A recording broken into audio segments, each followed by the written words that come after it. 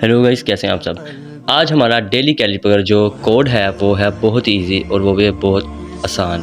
Pool आपने इसको लिखना किस तरह से है, आपने पहले single dot hash hash dot आपका बनेगा कंप्लीट पी।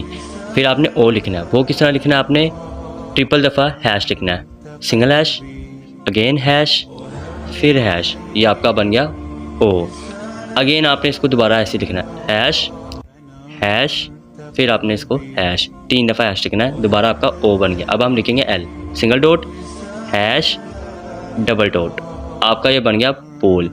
तो आपका ये पूल बना है, आपने को 1 मिलियन जो कॉइन्स है वो आपको प्राइज़ मिली है, ठीक है। तो आपको डेली इस तरह के कोड्स जो है मैं आपको सेंड करता रहूँगा शॉर्ट्स बना के। आप इस चैनल को लाइक करें, शेयर करें, सब्सक्राइब करें, और अगर आपको इस रिलेटेड कोई वीडियो भी चाहिए इंशाल्लाह वो भी मैं अपने चैनल पर कंप्लीट बना के चैनल पर अपलोड कर दूँ।